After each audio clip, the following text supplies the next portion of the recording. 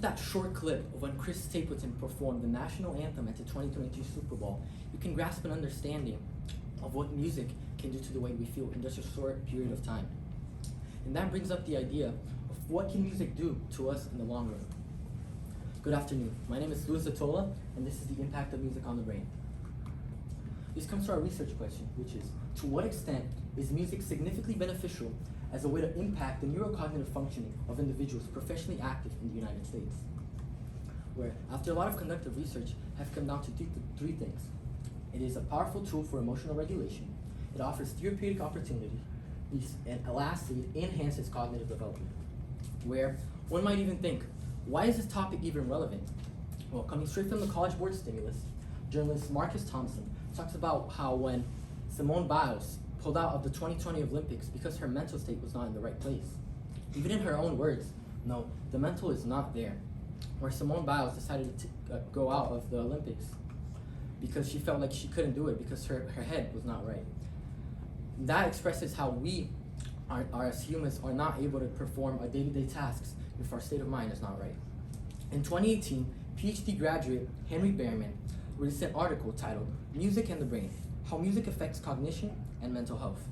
He talks about how music can come in handy in these types of situations, as it alters neural pathways impacting the way we think. Sandra Garrido, a researcher for the Marks Institute for Brain Behavior, provides us with this graph that talks about how music is able to help us with emotional regulation.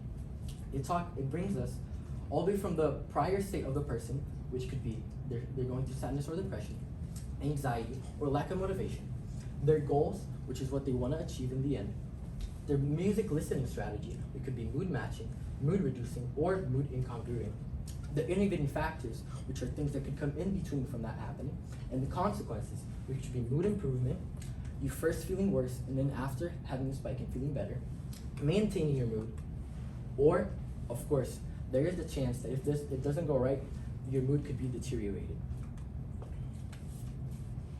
Oliver Sacks, a neurologist who has been called time and time again the poet laureate of medicine by the New York Times, has a famous quote which goes by, "I regard music therapy as a tool of great power in many neurological disorders, Parkinson and Alzheimer's, because of its unique capacity to organize or reorganize cerebral functions when it has been damaged."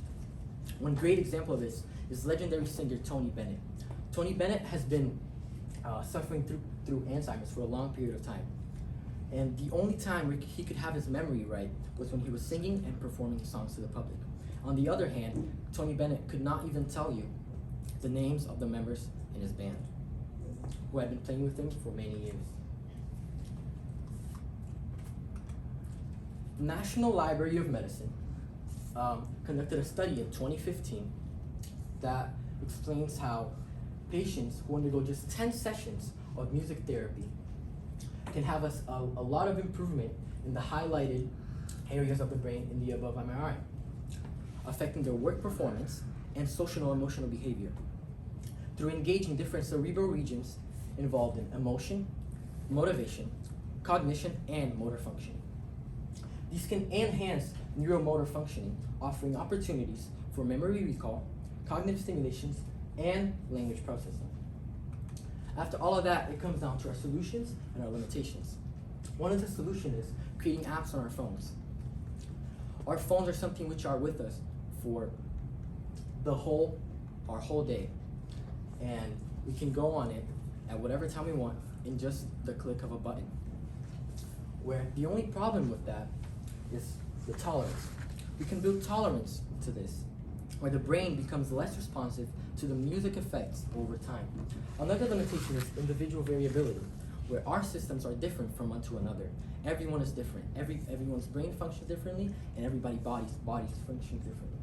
So that one solution we can have for that is variety of musical choices. We need different musical choices for every single different audience, whether the person is going through anxiety, depression, or lack of motivation. All of this so they are able to work and perform their necessary tasks. And now coming back to our research question, is music beneficial to the neurocognitive functioning for people that work in the United States? From all that we have guided today, I do believe it is. Thank you.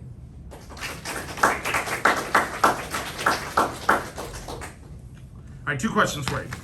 First up, what evidence did you gather that you didn't use, and then why didn't you use it? In the beginning, I actually look at a lot of studies on babies because there has been a lot of research which shows that music can be used on babies, so their development could be faster and more objective. However, because it was such a broader spectrum to talk about babies and adults, I decided to just cut it off and just stick to the adults. All right, and what advice would you have for people that want to study music therapy in the future? I would advise you not to use sites such as search engines like EBSCO and Gale because you cannot find that deep evidence on the topic.